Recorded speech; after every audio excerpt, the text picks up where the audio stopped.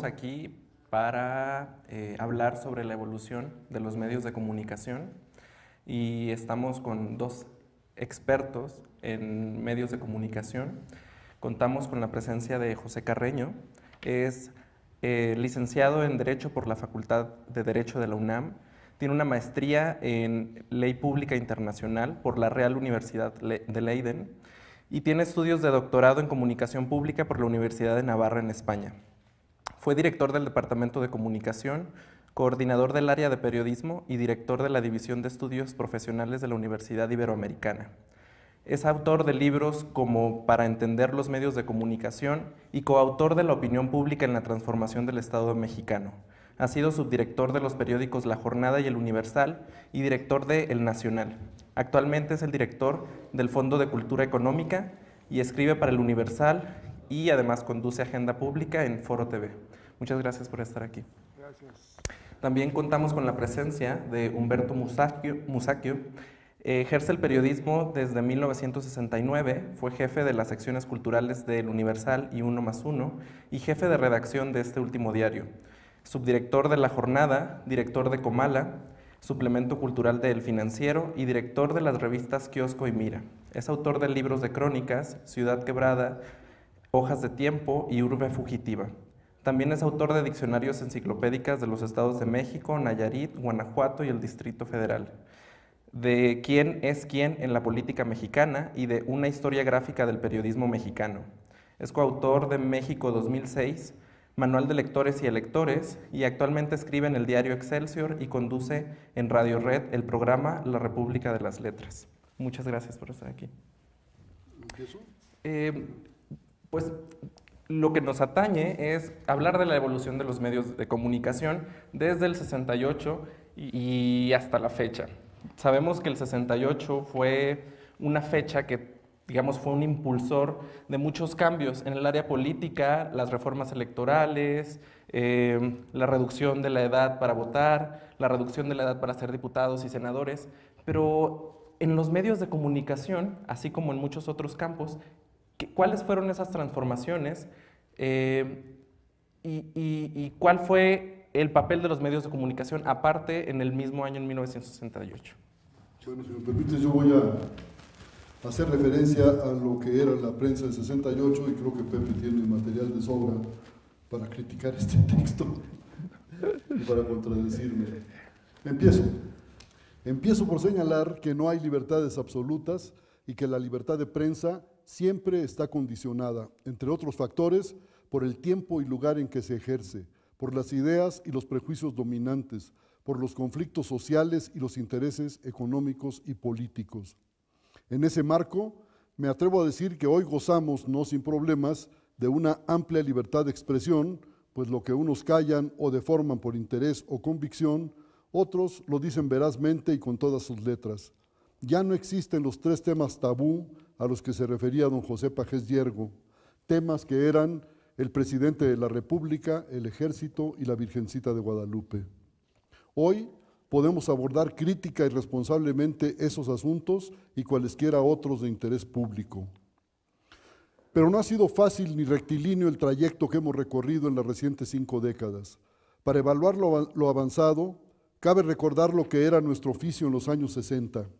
Lo describía muy bien un hombre que en toda su vida profesional llevó el ejercicio de la libertad de prensa hasta el límite permitido por el poder y frecuentemente más lejos. Me refiero al citado José Pagés Yergo, director fundador de la revista Siempre, quien decía en 1966 a un grupo de jóvenes egresados de la carrera de periodismo: me pregunto qué ejemplo valedero puedo invocar y qué enseñanzas elevadas podría dictar cuando ni las manos ni las conciencias de mi generación están limpias, porque hemos doblado las espaldas y hemos hincado las rodillas ante el altar donde presiden los signos más reverenciados de nuestro tiempo.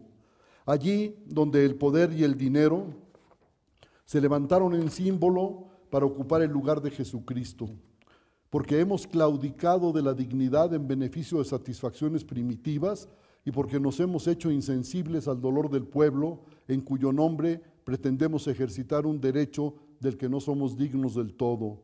Oscilamos entre el halago abyecto y la censura irresponsable. Hasta ahí la cita. Quien se asome a la prensa de hace medio siglo hallará muchas y muy diversas comprobaciones de lo dicho por el viejo maestro.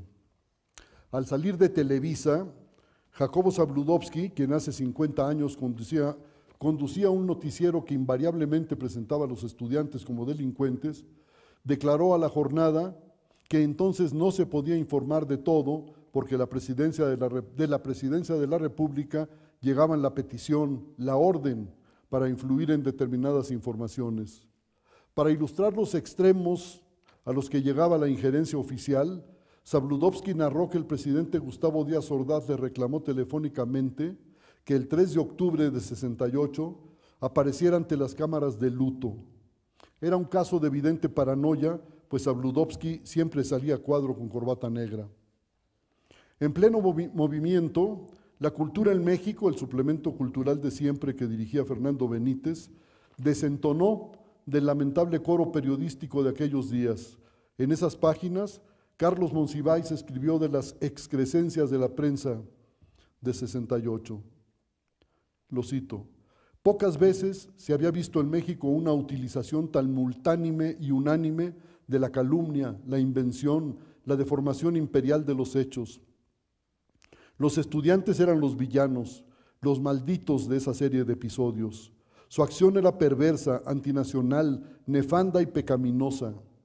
Los editoriales abundaron en el estilo peyorativo de quien sabe que si no tiene la razón, por lo menos posee, y portentosamente, la fuerza. No hubo, del viernes 26 al martes 30 de julio, ninguna actitud digna o sensata. Nadie apeló a la legalidad. Ningún periodista quiso enterarse de la existencia de una constitución política que desautorizaba los desmanes, motines y provocaciones de los granaderos y el ejército. Ningún reportero decidió como su deber mostrar las pruebas, por otra parte múltiples, de que no existía conjura alguna, de que los estudiantes no estaban armados, de que contra ellos se había ejercido la ilegalidad, la provocación y la virulencia física. Incapaces de informar críticamente, incapaces siquiera de informar, los periódicos de México, y durante 5 días de viernes a martes no hubo excepciones, contribuyeron al lujo y la magnificencia de la represión de julio, al mostrar las variedades del silencio, la serie infinita de gamas en que puede distribuirse tipográficamente la corrupción. Es obvio que el ocultamiento informativo y el falseamiento de los hechos, más que resultado de la censura directa, eran producto de la autocensura, explícitamente recomendada por Gustavo Díaz Ordaz, quien ya en 1966, durante la comida llamada de la libertad de prensa, cosa que pongo entre comillas, decía a dueños y directores de medios que debían, antes de dar una noticia a la publicidad, pensar siempre si sirve o no a la verdad, si ayuda a la concordia de los mexicanos o aumenta sus rencores, si tiende a resolver problemas o a agravarlos, si contribuye a la urgente necesidad de la paz o a desatar violencia. En suma, les estaba indicando que debían ejercer de manera cotidiana y sistemática la autocensura, ni más ni menos. Por supuesto, aquel megalómano ignoraba la vieja divisa periodística de que las buenas noticias no son noticias. Pedía, otra vez lo cito, que no sepamos nada más en México de los desórdenes y de los crímenes, que sepamos, al lado de esas informaciones dolorosas, de las luminosas, de los aciertos, de las realizaciones, de los pasos dados en el sendero del progreso. Díaz Ordaz quería no periodismo, sino propaganda. Por eso, cuando Contenido publicó un reportaje que exhibía las lacras del PRI, la revista, que ya había sido enviada a los suscriptores, no pudo llegar a los puestos de periódicos porque el gobierno consideró inaceptable lo que decía. Más drástico fue el zarpazo contra el Diario de México, que dejó de publicarse por el resto del sexenio debido a que el 23 de junio de 1966, por un descuido, salieron cambiados los pies de 2 fotos de la página 3. En una aparecía el presidium de una convención de gasolineros bajo un enorme retrato del presidente Díaz Ordaz y en la otra un par de changos. La primera salió con el pie de la otra que decía: se enriquece el zoológico. En la presente gráfica aparecen algunos de los nuevos ejemplares adquiridos por las autoridades para divertimento de los capitalinos. Igualmente, una y otra vez se trató de impedir la salida de la revista política de Manuel Marcué Pardiñas, quien a lo largo de los años 60 denunció sin descanso los innumerables atropellos que incluían, lo decía él, sobornos, coacciones, amenazas, bloqueos económicos, negativas para obtener el papel mediante su pago, inquisiciones policíacas, amedrentamiento pertinaz de los colaboradores, escritores, editorialistas y de los trabajadores de talleres. Hasta ahí la cita. Ese cúmulo de canalladas obligó a cerrar la revista, cuyo último número correspondiente a diciembre de 1967 circuló a principios de 68. Pero ni eso le bastó al sátrapa. Por supuesto, a Díaz Ordaz. En los primeros días del movimiento, Marcué Pardiñas fue detenido, vejado, torturado y conducido a la prisión de Lecumberri, donde pasó casi 3 años. Los medios de comunicación, habituados a caminar de espaldas al país, durante el movimiento de 68 chocaron con la sociedad. La televisión era, y en buena medida todavía es, mera caja de resonancia del poder. La radio entonces no tenía mayor importancia, entre otras cosas por una legislación que venía de los años 30, pero sus pocos espacios informativos se ciñeron también al interés político del gobierno. Con los medios escritos ocurrió lo mismo.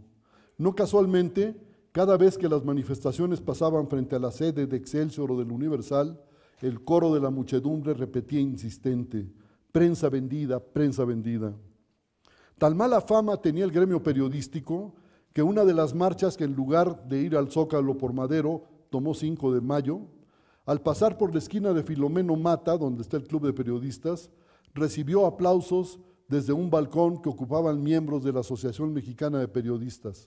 Ahí, Renato Leduc, Edmundo Jardón, Rosendo Gómez Lorenzo, José Luis Parra, Antonio Caram y creo que también Alberto Domingo y Luis Suárez, quizá también José Natividad Rosales, ya no recuerdo, desplegaron una manta que decía: no todos somos prensa vendida. La aclaración valía la pena. El movimiento fue la prueba de fuego para El Día, el gran periódico de los años 60, y salió reprobado, pese a que en sus páginas se publicó la mayor parte de los desplegados, y fue ahí donde el movimiento tuvo su mejor reflejo. La razón es que al final su director no tuvo más opción que la ignominia de acatar las órdenes gubernamentales, y ahí liquidó la credibilidad de ese diario que, vale insistir, fue el mejor de México en aquella década, el que ofrecía amplia información sindical, que daba un generoso espacio a la cultura y que hacía un seguimiento riguroso de lo que sucedía en el extranjero, gracias a la excelente sección internacional que dirigía un tal José Carreño Carlón, a quien aquí tenemos. Contra lo que se dice, Excelsior no fue un periódico que simpatizara con el movimiento de 68. Julio Scherer asumió la dirección en agosto de ese año, pero la organización interna se mantendría mucho tiempo en manos de periodistas formados por la generación de los hermanos Borrego, propagandistas del nazismo, oficiantes de un anticomunismo feroz, caracterizados por una repulsa zoológica hacia toda protesta popular y siempre dispuestos a ver y presentar la información con las antiparras del macartismo. Por lo demás, Scherer siempre vio con desconfianza cualquier cosa que oliera a comunismo. Tuvieron que pasar varios años para que en las páginas editoriales del Excelsior que él dirigió apareciera como firmante algún marxista, y por supuesto ahí no dio cabida a nadie que perteneciera al Partido Comunista Mexicano. 2 años antes, Scherer fue ciego y sordo ante el movimiento estudiantil de 1966 que desató el proceso de reforma universitaria que encabezó don Javier Barrosierra, el rector de la Dignidad, hay que decirlo. Lo ocurrido en la UNAM en aquel año es un antecedente insoslayable del movimiento de 68 que tampoco entendió el periodista Julio Scherer. El resto de la prensa actuó en 68 de manera vergonzosa, con frecuencia censurando el trabajo de sus reporteros. Destacaron en aquella sucia tarea 2 diarios, El Heraldo y El Sol de México, cotidianos que fueron los 2 primeros en aparecer a color, ambos nacidos en el sexenio de Gustavo Díaz Ordaz y bajo su padrinazgo. Del servilismo extremo al que llegaron algunos directores en aquellos días, es muestra elocuentísima la carta que en septiembre dirigió al presidente Díaz Ordaz, el dueño y director del Heraldo, Gabriel Alarcón, quien ahí dice: por muchos lados se nos ha criticado nuestra parcialidad y entreguismo, pero le ratifico a usted que hemos sido, somos y seremos díazordacistas, escribe con 2 palabras díazordacistas, y agradecidos, leales y sinceros con usted. Sin embargo, mucho le agradeceremos si usted personalmente cree que nos hemos equivocado. Por favor, nos lo haga saber. Señor presidente, nos sentimos en un cuarto oscuro y solamente usted nos puede dar la luz que necesitamos y señalarnos el camino a seguir. Cualquiera diría que tanta abyección no podía ser igualada. Sin embargo, en junio del año siguiente, en la comida del Día de la Libertad de Prensa, Martín Luis Guzmán, extraordinario escritor mexicano, hay que decirlo y hay que reconocerlo siempre, que era entonces director del semanario Tiempo, en nombre de los dueños y directores de publicaciones periódicas, dijo: la conducta general de la prensa de México ha venido respondiendo positivamente a las normas y deberes codificados por el señor presidente de la República. Más adelante, Guzmán hizo un retrato del comportamiento de la prensa en 68 y dirigiéndose a Díaz Ordaz, presunto codificador de la conducta periodística, expresó: lo felicitamos a usted, señor, y si efectivamente en algo fallamos a esa hora, lo lamentamos sin la menor reserva. Se refería a la actuación de la prensa en 68. Otra muestra elocuente de las miserias de aquel periodismo está en el tratamiento que al día siguiente de la matanza recibió lo ocurrido el 2 de octubre en Tlatelolco, especialmente en las cabezas que iban de lo timorato a lo francamente difamatorio, pues ningún periódico condenó el asesinato masivo. Recio combate al dispersar el ejército un mitin de huelguistas, cabeció Excelsior, sin aclarar que el recio combate era de policías y paramilitares contra una multitud inerme. Criminal provocación en el mitin de Tlatelolco causó sangriento zafarrancho, dijo El Día, sin señalar quiénes fueron los provocadores. Manos extrañas se empeñan en desprestigiar a México, sentenció el archirreaccionario El Sol de México. Y otro periódico cabeceó: durante varias horas, terroristas y soldados sostuvieron rudo combate. Ese fue un invento del Universal. Novedades, escribió a 8 columnas sin presentar una sola prueba de la existencia de francotiradores, balacera entre francotiradores y el ejército en Ciudad Tlatelolco. Y el Heraldo, lógicamente que se llevaba siempre las palmas, diario de ultraderecha, llevaba como cabeza: francotiradores dispararon contra el ejército, el general Toledo lesionado. El general Toledo era el general que encabezó a las tropas que entraron en la Universidad de Tabasco, en la Universidad de Morelia y luego aquí en la Universidad Nacional Autónoma de México. Era el general universitario. Esa era la prensa mexicana en 1968, la que dejaba ver a las claras cómo eran sus dueños y directores. Pero curiosamente, si en 1968 tocó fondo el sometimiento, a partir de ahí empezaría a forjarse una nueva conciencia entre los periodistas mexicanos, entre los cuales había sobrevivientes de Tlatelolco, todos ellos profesionales empeñados en dignificar su actividad. Las estaciones de este tránsito han sido numerosas y la evolución desesperadamente lenta, con retrocesos ocasionados por la arbitrariedad del poder y aún por nuestra incapacidad para levantar casas bien construidas, capaces tanto de soportar la agresión de autoridades despóticas como de mantener a raya el individualismo y la ambición mezquina.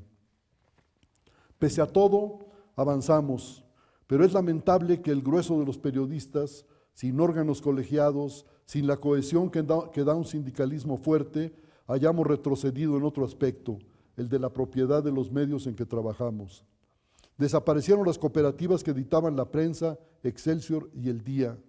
Se traicionó el carácter comunitario de 1+1 y por otra parte el neoliberalismo de Ernesto Zedillo lo llevó a ordenar la extinción del Nacional, lo que su directora Enriqueta Cabrera acató lacayunamente para acabar con la fuente de trabajo de 300 compañeros, es decir, del medio de vida de 300 familias, precisamente cuando ese periódico vivía sus mejores momentos después de que lo dirigió Pepe Carreño. Laboral y organizativamente, los periodistas no vivimos un buen momento, ni el periodismo se halla en el cenit.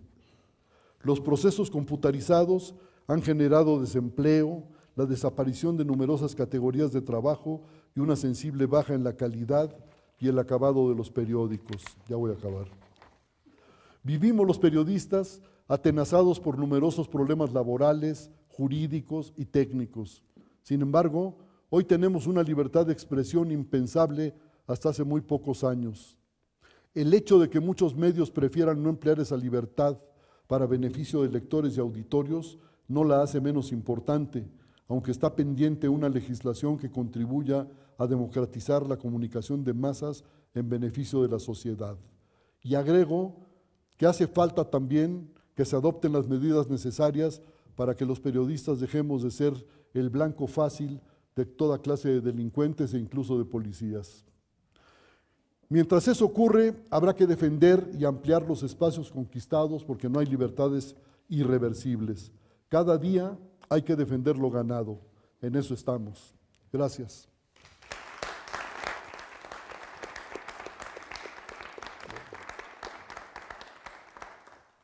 Muchas gracias, Humberto. Digo, escuchándote y me pone a pensar cómo hace algunos años varios medios, después de la actuación de Peña en la Ibero, sacaron el mismo titular, éxito de Peña en la Ibero, pese a intento orquestado de boicot, lo cual nos habla de cuánto en alguna parte de la prensa se ha modificado, ¿no?, ese mismo comportamiento, digamos, lamentable. José, por favor. Pues creo que ya lo dijo todo Humberto Musacchio. Creo que se pasó un poco en sus consideraciones amistosas al de La Voz, pero cosa que le agradezco mucho, pero además me dio un marco muy riguroso para poder hacer un complemento, digamos, más de análisis de lo que él contó muy puntualmente como hechos. Creo que hay que pensar en que la situación de la prensa o de vamos a ser más precisos, de la relación de los medios de comunicación con el poder político, es decir, con el gobierno, con el Estado, obedecía a una situación, digámosle, estructural. Eran medios de comunicación formados a lo largo del régimen postrevolucionario, en que en paralelo a la formación de un sistema político de monopolio del poder político en un partido dominante, más tarde presidido, comandado por una figura que era el presidente de la República, pues a eso correspondía en paralelo también unos medios de comunicación que aseguraran por su parte el monopolio del derecho a establecer la agenda del debate público, es decir, el monopolio de decir quién habla y quién no habla en los medios, quién tiene acceso y quién no tiene acceso a los medios de comunicación, qué posiciones, qué intereses. Esto fue muy claro. Hay un análisis hoy en día de 1968, un libro espléndido con el que el Fondo de Cultura Económica inició su colección de comunicación, que se llama La televisión en la Guerra Fría. Más bien se llama Buenas noches, muy buenas noches, porque era el conductor de las noticias de lo que hoy es Televisa, de Telesistema, de Billy Vela. Era un hombre mexicano-americano que tenía un acento pocho, como decíamos entonces, lo cual hacía todavía un poco más grotesco el manejo del noticiero con un acento típicamente estadounidense.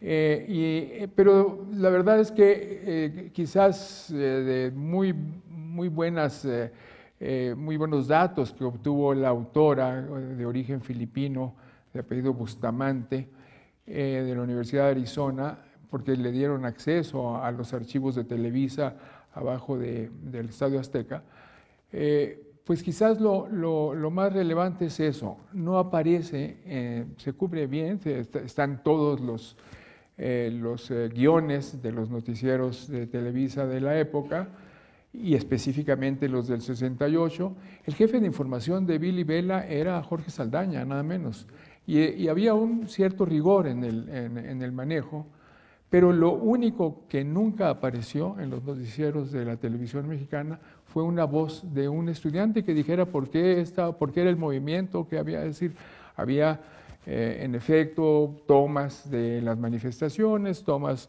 incluso de la represión, pero nunca una voz estudiantil que concurriera, digamos, a establecer, digamos, lo que estaba pasando, solamente las voces de las autoridades y de los partes policíacos. Yo creo que eso era, digamos, la clave. El control que había sobre los medios, con base en muchísimos instrumentos, de alguna manera el Estado mexicano postrevolucionario lo que hizo fue crear una estructura para que los medios tuvieran más atención al Estado que al mercado. No hubo esa formación que está en la historia social de la prensa en Estados Unidos, en que, bueno, ciertamente la prensa estaba vinculada al desarrollo del comercio, de los anunciantes y todo esto, pero había una competencia por producir, por tener productos periodísticos competitivos, es decir, bien trabajados, bien investigados, bien presentados en medios impresos y más tarde en la radio y en la televisión. Aquí no, los medios no estaban atentos al mercado, estaban atentos al mercado porque se habían creado todas las condiciones, hay que decirlo, desde la época del presidente Cárdenas. ¿Por qué? Porque se metieron las empresas informativas al esquema del proteccionismo económico. Es decir, después del crack de 29 no había manera de conseguir divisas para importar el papel periódico. Bueno, pues el presidente Cárdenas crea para proteger las empresas informativas, la PIPSA, la productora importadora. A petición de los dueños del periódico. A petición de los dueños, y los dueños incluso se aferran a ese esquema en que el gobierno les traía el papel, a veces no se los cobraba, se los daba a crédito, en fin, y de ahí en adelante una serie de subsidios de los que dependían los medios impresos.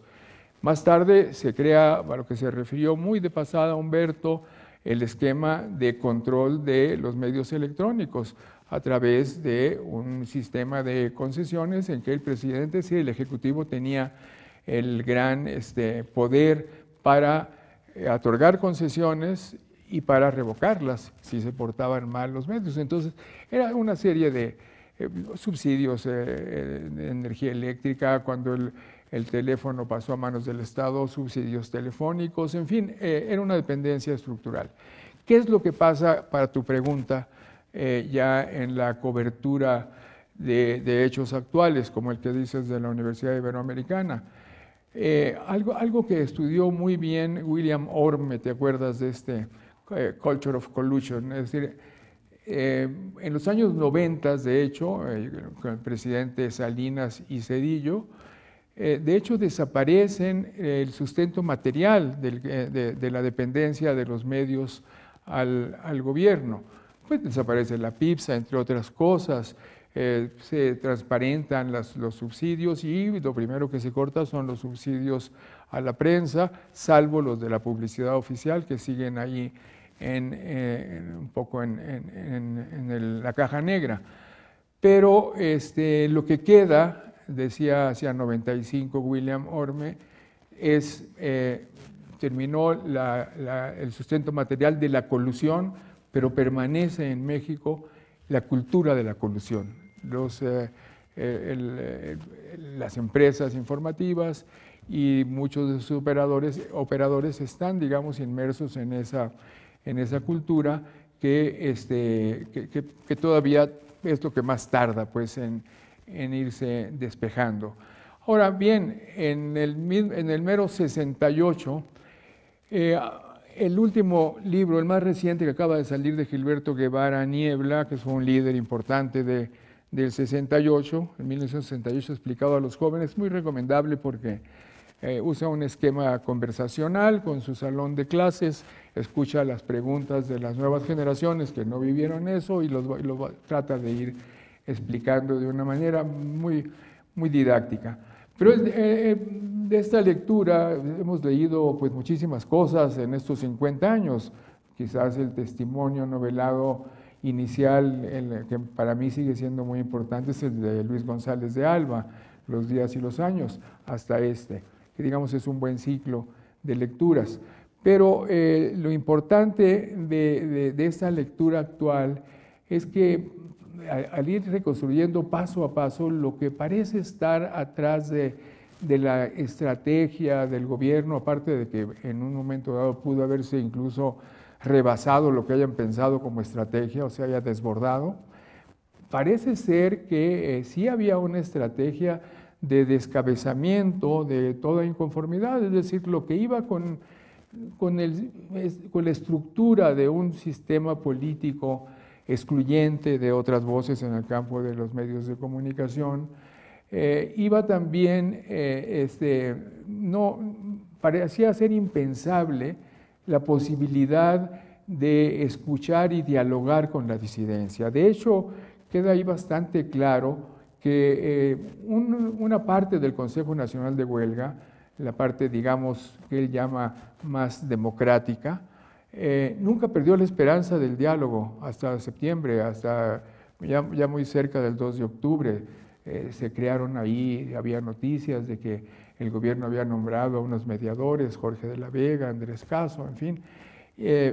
Pero otra parte del movimiento nunca creyó tampoco en eso y más bien tenían la idea de que la parte más radical, digamos, de que el movimiento, pues finalmente con sus demandas de que cayera el jefe de la policía, que hubiera presos políticos, era un poco menor para una visión más radical y que el movimiento debería servir simplemente de detonante de una verdadera revolución y de una...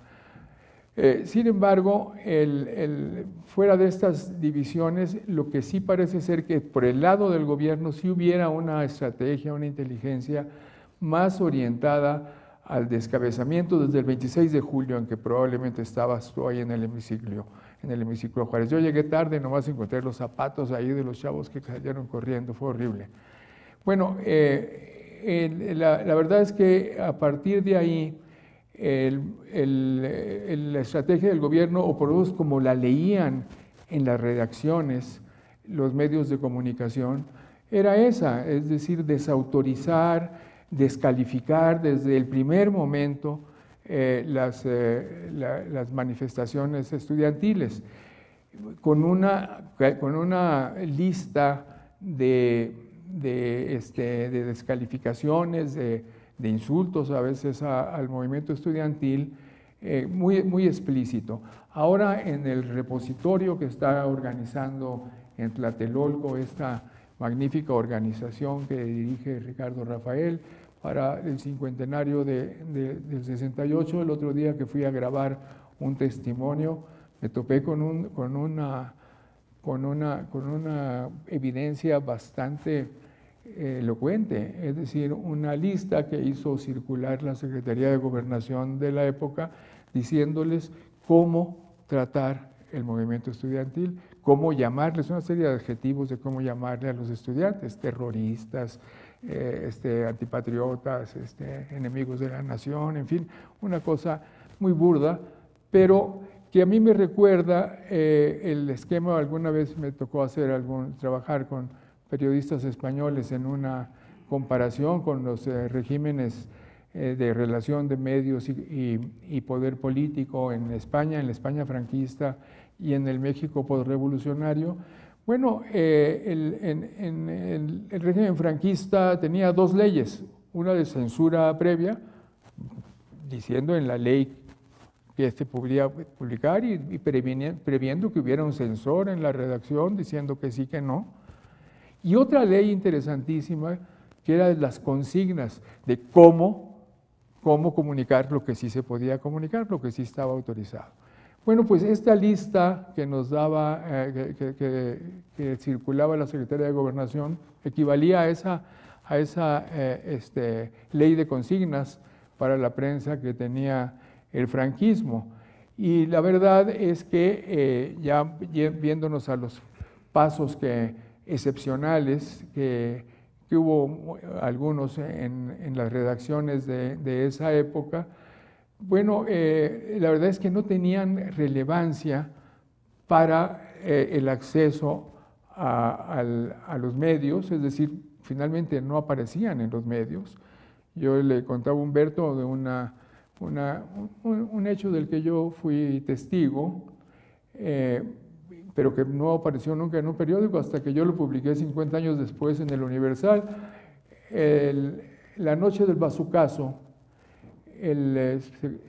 se cita una conferencia de prensa cerca de la medianoche, ya no había gente en las redacciones, ahí se improvisó como se pudo, y cuando hablaron al periódico donde yo estaba, que mencionaba Humberto, pues yo estaba cerrando mi sección internacional y le di un aventón al reportero que iba a cubrir eso. Yo también me bajé de pura curiosidad, yo tenía muchos amigos en el movimiento estudiantil, y resulta que el secretario de Gobernación, Luis Echeverría, acompañado del jefe del Departamento del Distrito Federal, Alfonso Corona del Rosal, en las oficinas de Corona del Rosal, y de los dos procuradores, el de la República y el del Distrito Federal de entonces, pues estaban dando su versión del bazucazo.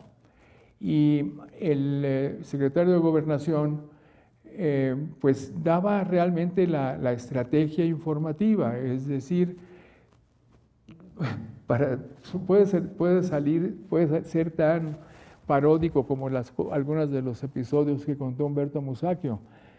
Cuando Luis Echeverría dice, bueno, es que intervino el ejército para recuperar la preparatoria, para preservar la autonomía universitaria que estaba siendo invadida por estos muchachos, algunos de ellos inconscientes, otros muy conscientes, porque todo esto se acordó en la reunión tricontinental organizada por La Habana para desestabilizar a otros países, entre otros México, como objetivo. Bueno, con eso se fueron todos los medios al día siguiente y no registraron un hecho que para mí fue asombroso y excepcional.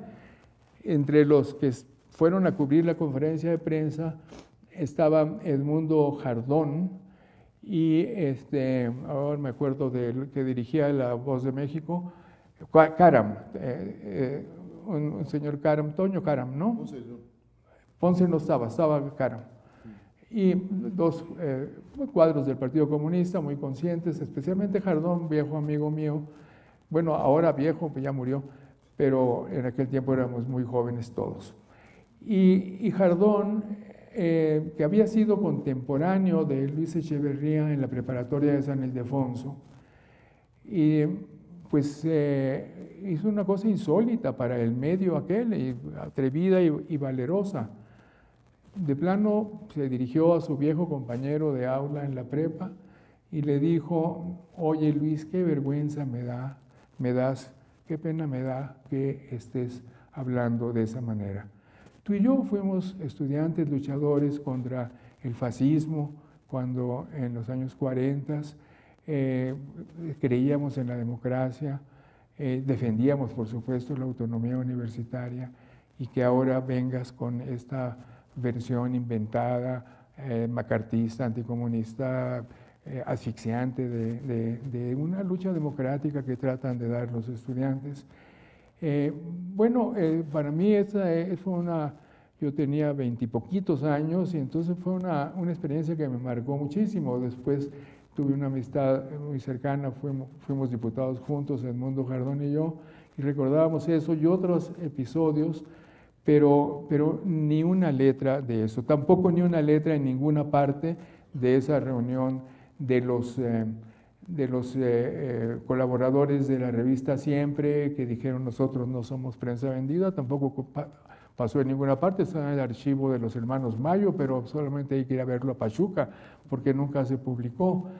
Es decir, y con esto termino esta parte, cuando Humberto también habla de las excepciones, son excepciones que no cambian la regla ni remotamente. Es decir, el hecho de que hubiera algunos comentaristas, más que todo en el campo de la opinión, no de la información, que iban al límite de lo permitido y hasta podían rebasarlo en el caso de la revista Siempre, desde luego en la revista Política, no tenía incidencia porque no atacaba el tema principal de la estructura de la relación medios-poder político, que era negar el acceso a establecer la conversación pública, negar el acceso a las voces de los actores públicos,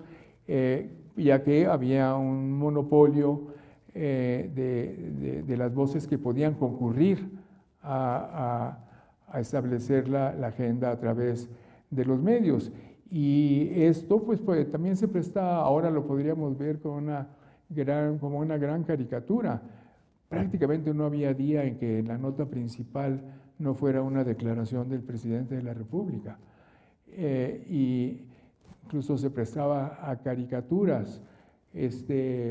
Un buen día, digo un mal día porque a mí me caía bien, murió el señor de Gaulle, otro día murió el señor Churchill, en esos mismos años 60, me tocó todo eso en la redacción en que yo estaba, y nomás faltaba, y no creo, y a lo mejor algún diario lo hizo, que en lugar de poner la muerte de Churchill, lo que ponían era el mensaje de pésame del presidente de México a la muerte de Churchill o de Gaulle. Digamos, ese es el esquema en que se realiza.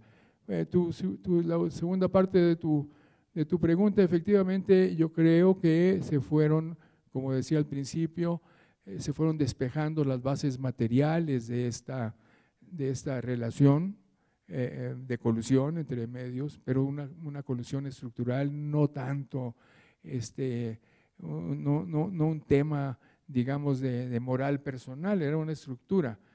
Y se fueron despejando las bases materiales, evidentemente, ya para los años 90 en general, se habían ido desapareciendo estas bases. Hubo otras consecuencias, quedó la cultura de la colusión sin duda, hubo otras consecuencias que no hay que perder de vista. El presidente Díaz Ordaz, en el año 69, ya recapitulando sobre el movimiento del 68, con un quinto informe verdaderamente deplorable, justificando plenamente la represión, con muchísimas más calumnias al movimiento estudiantil, y hizo otra cosa interesante. Aún con el discurso de la libertad de prensa de Martín Luis Guzmán en 69, que francamente desnuda este esquema, diciéndole al presidente Díaz Ordaz algo parecido a lo de Alarcón, el director del Heraldo, es decir, estuvimos del lado de la patria, y no lejos de ser una prensa vendida, fuimos una prensa patriótica, en fin, todo el esquema completo. Dijo otra cosa más,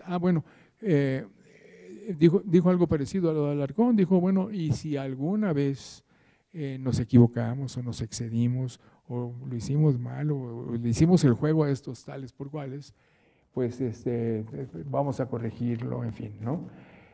Pero ahí quizás lo más interesante es que el presidente Díaz Ordaz no estaba satisfecho con esa forma de respuesta de los medios de comunicación al movimiento del 68, al grado de que le pareció que en los medios electrónicos, sobre todo en radio, más que todo en algunos estados de la República del Norte, Baja California, uno de ellos, en Yucatán, otro de ellos, y entonces tuvo una medida francamente pues dictatorial, pero es decir, negando todos los derechos de audiencia y de todo tipo a un grupo de interés tan grande como es el de los radiodifusores, al de la Cámara, que pues, también estaban en el esquema de control. Sin embargo, no le pareció, hubo dos rebeliones, llamémoslas así, cívicas en estos estados, en que el PAN tuvo una copiosa votación y obviamente reivindicó el triunfo de un candidato, Rosas Magallón, si no recuerdo, en Baja California, y de otro más en Yucatán. Y el presidente Díaz Ordaz culpó a los medios electrónicos de no haber sido suficientemente claros en la defensa de las instituciones y se sacó de la manga aquella famosa ley confiscatoria de carácter fiscal, el 25% de un impuesto del 25% sobre los ingresos, no sobre las utilidades, era prácticamente confiscatoria. Era una forma de amagar a la industria, decir, a ver, se portaron mal, vamos a ver qué hacemos. Hubo radiodifusores que de plano le dijeron al presidente, mejor tome las radiodifusoras porque eso no es posible trabajar así. Fue cuando se negoció el famoso 12.5%, es decir, la mitad de lo que se había dicho en impuesto y la otra mitad en los llamados tiempos fiscales. Ya desde la época de Abelardo Rodríguez, es decir, en el maximato de Calles, había empezado a formarse este esquema de complejo político empresarial, de control de los medios y de la opinión pública con los famosos tiempos oficiales, es decir, un porcentaje para los mensajes del gobierno a los que se vino a sumar esta parte.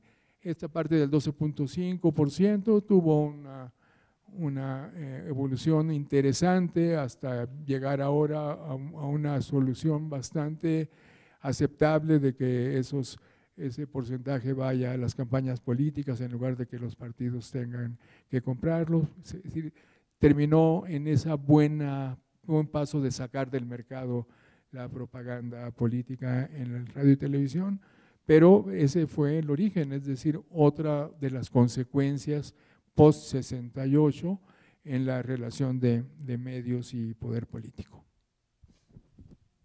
¿En qué medida, pregunto, nos hemos librado de ese mal que señalas, de que el gobernante siga marcando, digamos, la agenda de los medios, de que, por ejemplo, en años anteriores, el iniciar con la guerra contra el narcotráfico marcó el sexenio? ¿Y en qué medida, pese a que esa guerra se continuó e incluso crecieron los resultados, la agenda cambió y se volvió el Pacto por México y hubo diferentes marcos?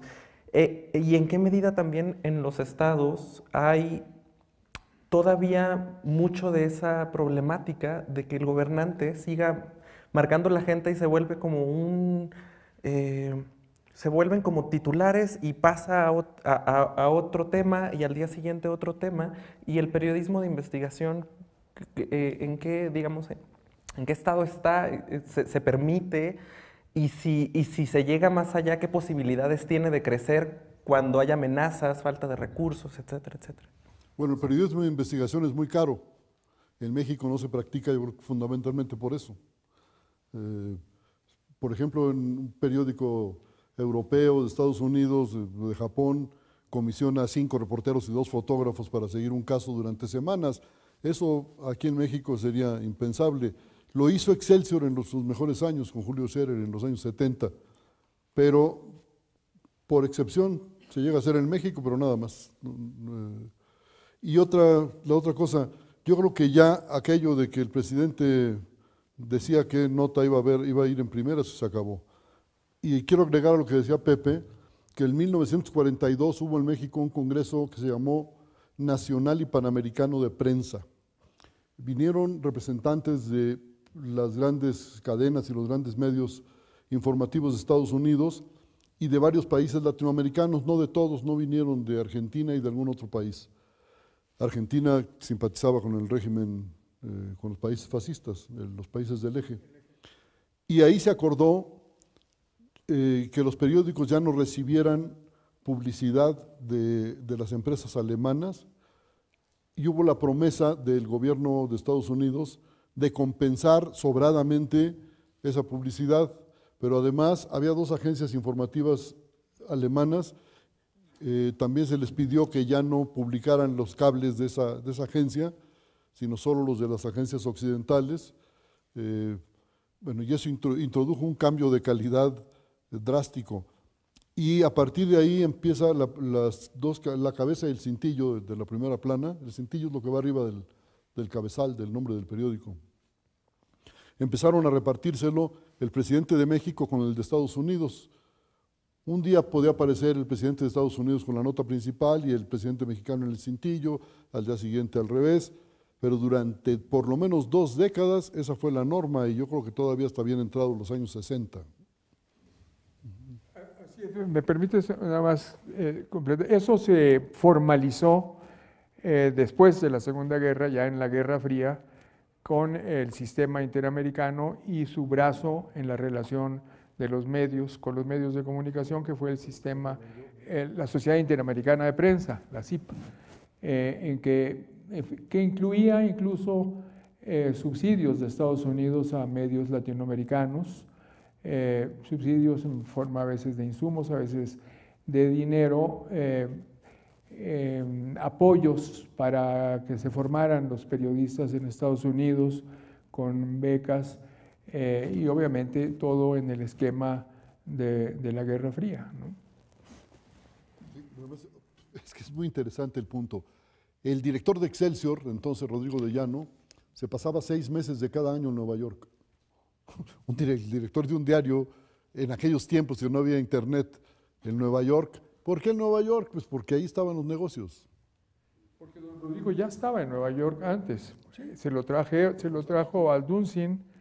Hay otro libro muy importante en el Fondo de Cultura Económica, que es la historia de la cooperativa de Excelsior, de un joven investigador del Instituto Mora, y se los recomiendo también mucho porque viene toda esa parte en los dos aspectos, como el presidente Calles, es decir, toda una tradición en México. Uno cree que se acabó la historia con la intervención del gobierno del presidente Echeverría en Excelsior para la salida de Scherer. La verdad es que el presidente Obregón maniobró para sacar a Pallavicini de la dirección del Universal. Calles maniobró para sacar a la viuda de Aldunsin, se había muerto en un accidente de caballo, el fundador de Excelsior, y inmediatamente hicieron la cooperativa. Calles fue aclamado por los trabajadores porque les entregó el periódico, pero hizo lo mismo el presidente Cárdenas con la prensa, exactamente, es decir, una huelga larga, el presidente Cárdenas interviene y le da a los trabajadores. Es decir, la intervención en los asuntos internos de las empresas informativas es una tradición en el México postrevolucionario. ¿Y en el siglo XIX? En el siglo XIX, desde luego, nunca faltaron los subsidios, incluso para la prensa más brillante de la época liberal. Los gobiernos liberales subsidiaban a la prensa liberal, llegaban los gobiernos conservadores, subsidiaban a la prensa conservadora. Así fue a lo largo del siglo XIX. Me avisan que nos quedan pocos minutos. No sé si les gustaría, a modo de conclusión, hacer como un análisis de en qué momento estamos hoy, cuál es el camino que nos falta por recorrer. Digo, no sé. Yo creo que estamos ante un momento incierto, ante un futuro incierto, por las decisiones que ya se anunciaron del futuro gobierno de Andrés Manuel López Obrador. Restringir a la mitad el presupuesto de publicidad del Estado a los medios, eso va a significar un gran desempleo. Ya en empresas como la que edita Milenio ha habido más de 200 despedidos y por ahí andan en otros periódicos. Creo pues que vamos a pasar por un mal momento. En Televisa también ha habido grandes despidos. Creo que vamos a enfrentarnos a momentos muy difíciles para la prensa, pero pues hay que sacar el coraje de donde sea y continuar ahí. Bueno, yo concluiría, estamos en este ciclo de ciudadanía en movimiento y en esta evolución de los medios de comunicación y su relación con los poderes después del 68. Yo creo que sí ha habido un cambio gradual, pero ya muy perceptible, en el esquema de las libertades informativas. No solo están garantizadas constitucionalmente, sino que pues también han cambiado muchísimo las condiciones de trabajo en términos de marcos de libertad de acción de los informadores. Pero sobre todo ha cambiado el esquema de la concurrencia, de la pluralidad a los medios de comunicación. Es cierto que hay muchas deficiencias todavía, pero lo que es indudable es que en la prensa mexicana y en los medios mexicanos hay una competencia por la pluralidad, es decir, si todavía no hay una competencia como nos gustaría a todos que hubiera por tener una prensa de mayor calidad informativa, ojalá. Ya hay, por supuesto, también buenos ejemplos de periodismo de investigación, pocos, pero los hay. Pero lo que es indudable es que sí hay una apertura mucho más amplia a las voces de todos. Es decir, el periódico o el medio de comunicación o la radio que se propusiera ahora tener una sola voz, simplemente perdería en la competencia. Es decir, nadie lo escucharía más que los de esa iglesia o de esa secta o de ese grupo político. En cambio, digamos que la pluralidad, como lo dijo incluso algún magnate de la comunicación mexicana, la pluralidad resultó ser también un buen negocio, porque digamos ese es el esquema de la pluralidad democrática, tiene que ver con el mercado en el caso de los medios de comunicación, de otra manera pues queda en manos del Estado. Sí, efectivamente ha habido cambios muy importantes y creo que todavía falta bastante. Yo creo que los retos para el futuro, no solo por un cambio de gobierno que anuncia algunas iniciativas en el campo de la comunicación, sino en general los retos para las empresas informativas son grandes en todo el mundo y en México también. Simplemente el reto tecnológico, muchos de esos despidos son por el tema tecnológico, están siendo sustituidos por máquinas, muchas de actividades de los medios, las cámaras en los estudios, todo esto ya no hay operadores atrás. Y en el caso de una nueva relación por los medios, pues una menor transferencia de recursos públicos a los medios, pues que digamos es algo que le daría realismo, digamos, finalmente los medios han estado sostenidos por el Estado en este esquema de que hemos hablado, de medios más pensando en su relación con el Estado que con el mercado, pues si van a ir al mercado, pues es posible que algunos que están formados solo en la relación con el Estado o en la dependencia con el Estado, pues no sobrevivan al mercado. Pues un panorama de claroscuros nos espera, tal parece, y quedaron pendientes otros temas, entre ellos qué papel van a jugar, se entrevió los nuevos medios de comunicación. Pero por lo pronto pues tenemos que concluir. Muchas gracias por estar aquí, muchas gracias a Humberto Musacchio, muchas gracias a José Carreño, muchas gracias.